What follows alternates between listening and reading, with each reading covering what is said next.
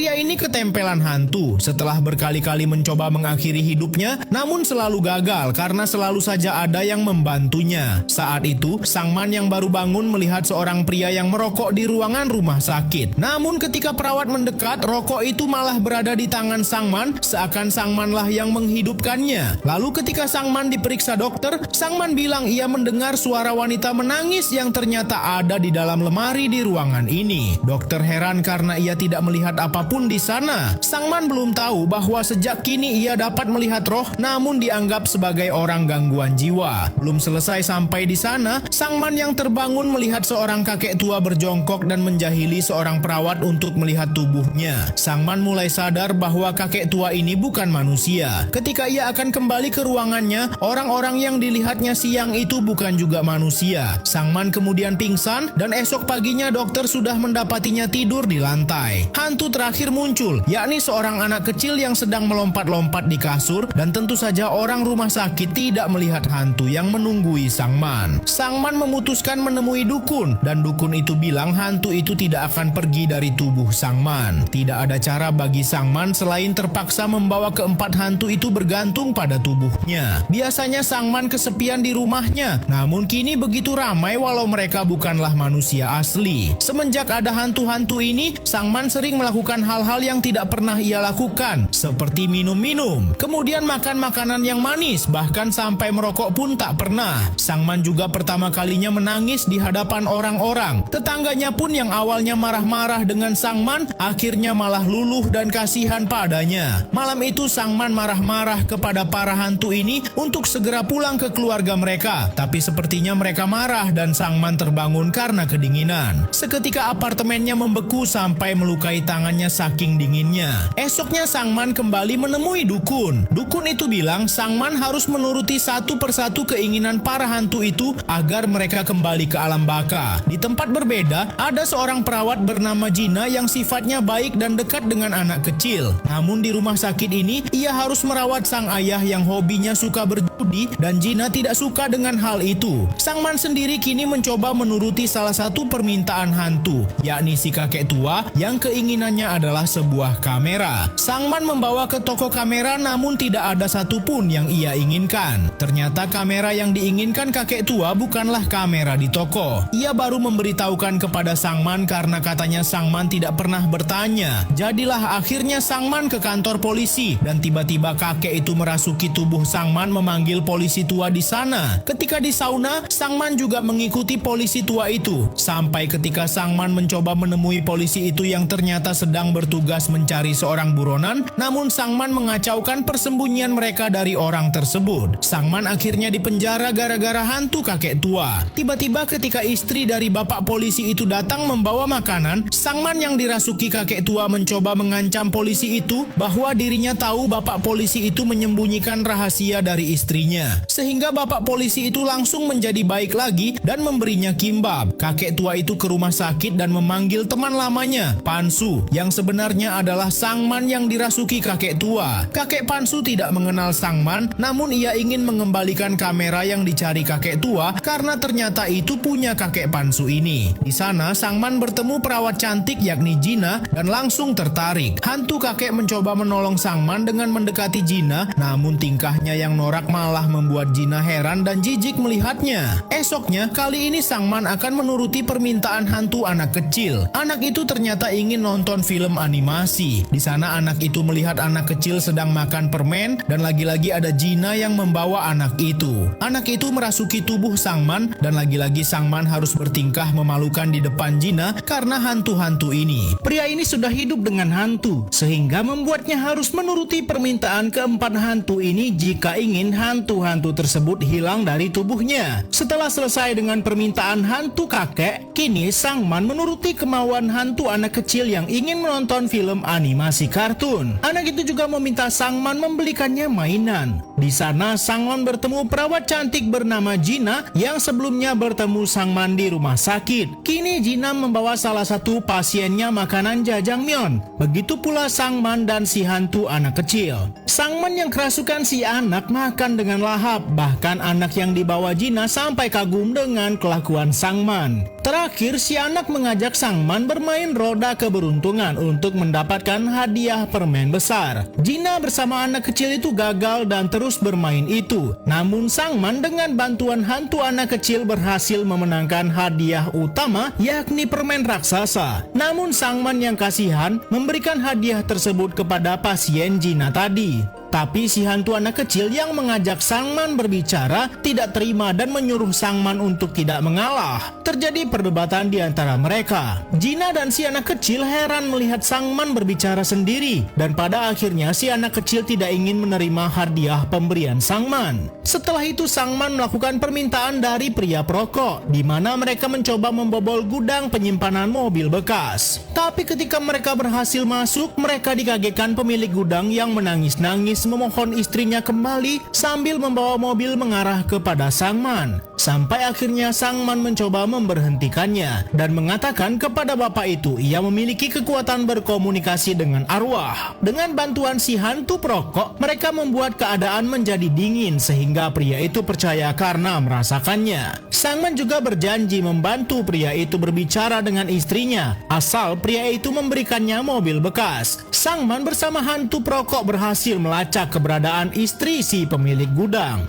Mereka mengikuti istrinya dan menemukan wanita itu pergi ke rumah sakit tempat Gina bekerja. Ternyata wanita itu mengidap kanker paru-paru dan sedang hamil. Hantu perokok bilang bahwa hidup wanita itu tidak akan selamat, namun bayinya akan baik-baik saja. Tak lama Gina datang menemui Sangman dan akhirnya mereka berkenalan dengan normal. Sangman kemudian menemui pria pemilik gudang dan memberitahukannya bahwa istrinya mengidap kanker paru-paru karena pria itu merokok. Ketika istrinya kembali, akhirnya pria itu meminta maaf dan mereka pun berbaikan berkat bantuan Sangman. Sangman berhasil mendapatkan mobil yang diinginkan hantu perokok, yakni sebuah mobil taksi tua. Hantu perokok menikmati perjalanan mereka sampai akhirnya membawa Sangman ke pantai, di mana Sangman tidak pernah pergi ke tempat-tempat seperti ini karena dirinya kesepian dan tak punya siapa-siapa. Sangman kemudian diajak hantu-hantu itu berenang di pantai bersama-sama, dan hantu kakek, hantu anak kecil, serta hantu perempuan menangis ada di sana. Mereka kemudian pulang bersama-sama. Untuk pertama kalinya Sangman merasa senang ada orang lain di rumahnya karena selama ini dia selalu sendiri.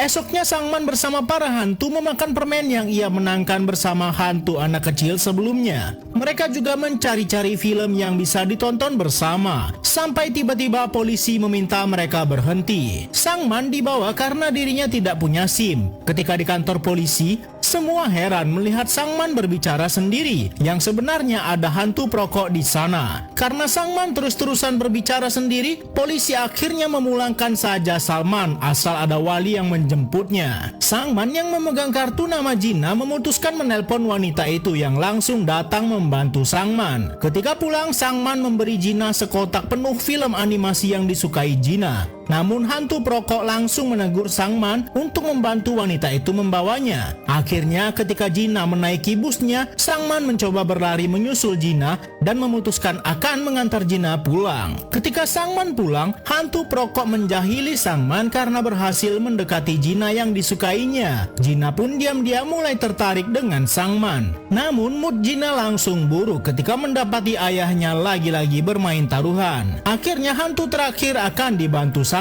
Akankah dia berhasil? Pria ini harus menuruti satu persatu keinginan para hantu yang mendiami tubuhnya agar mereka semua pergi dengan tenang. Setelah berhasil mendapatkan apa yang diinginkan tiga hantu sebelumnya, kini hantu terakhir adalah hantu seorang wanita yang selalu menangis. Wanita itu hanya ingin mengajak makan bersama orang-orang yang dia sukai, sehingga ia memberi ide mengajak wanita yang disukai Sangman, yakni seorang perawat bernama Gina. Namun ketika Sangman di sana, ayah Gina yang dirawat di sana datang dan ikut campur membuat Gina tak suka karena ia membenci ayahnya itu. Gina malah jadi emosi dengan Sangman dan pergi. Sangman sendiri yang kecewa mulai mengemasi barang-barang di rumahnya dan memutuskan ingin menjual barang-barang itu. Hantu perempuan ini merasa bersalah sampai tiba-tiba Sangman mendapatkan tamu, yakni roh dari ayah Gina. Ayah Gina ternyata sudah meninggal. Sangman pergi menemui Gina menyampaikan pesan ayahnya yang meminta maaf karena telah menjadi ayah yang buruk untuk Gina. Namun Gina belum bisa menerimanya karena ayahnya dulu meninggalkannya. Ketika perawat Gina bertemu pasiennya yang lain, bapak itu juga menyuruh Gina memaafkan ayahnya itu. Ketika Sangman pulang, ia melihat hantu perempuan itu lagi-lagi menangis. Akhirnya Sangman membawa hantu itu pergi ke pasar berbelanja untuk memasak. Ternyata malam itu, Sangman kedatangan Gina ke rumahnya mengembalikan kamera. Namun Sangman mengajaknya sekalian makan malam bersama dengan para hantu yang tentunya tidak bisa dilihat oleh Gina. Para hantu begitu gembira kedatangan Gina karena akhirnya Sangman memiliki tamu manusia. Sayangnya ketika Gina membahas soal Sangman yang bisa melihat arwah, Gina kurang bisa menerimanya apalagi ketika Sangman bercerita soal penyesalan ayahnya. Dan lagi-lagi Sangman ditinggalkan oleh Gina. Sebelum Sangman masuk ke kamar, ia memarahi para hantu untuk pergi karena dirinya sudah mengabulkan keinginan mereka. Esoknya rumah Sangman kembali kosong karena hantu itu benar-benar pergi. Sangman menjalani hari-harinya sendirian lagi dan merasa kesepian. Di satu sisi Gina harus kembali melihat orang-orang yang meninggal. Dan ketika Gina menenangkan dirinya, ia melihat sebuah handuk diselipkan. Ketika Gina melihatnya, itu adalah sebuah kotak berisi sepatu dari sang ayah. Gina pun menangis sedih menyesal karena tidak sempat berbaikan dengan ayahnya sebelum pergi. Gina yang sedang merenung tiba-tiba dikagetkan Sangman yang membawakan bekal untuknya. Mereka pun duduk bersama dengan kimbab yang dibuat Sangman. Dan Sangman bercerita hidupnya kembali normal karena hantu-hantu yang mengikutinya telah pergi. Sangman juga memuji sepatu Gina yang begitu cantik. Tiba-tiba ketika Gina menanyakan kenapa kimbab Sangman memakai seledri karena tidak biasa. Tiba-tiba Sangman berkata seledri bagus untuk darah. Dan muncul sebuah memori yang hilang tentang ibunya kembali muncul di ingatan Sangman. Hantu perempuan yang menangis adalah ibu Sangman yang suka membawa Sangman ke pasar. Sedangkan hantu anak kecil adalah abang Sangman yang selalu membelanya. Sedangkan hantu perokok adalah ayah Sangman sendiri yang bekerja sebagai supir taksi.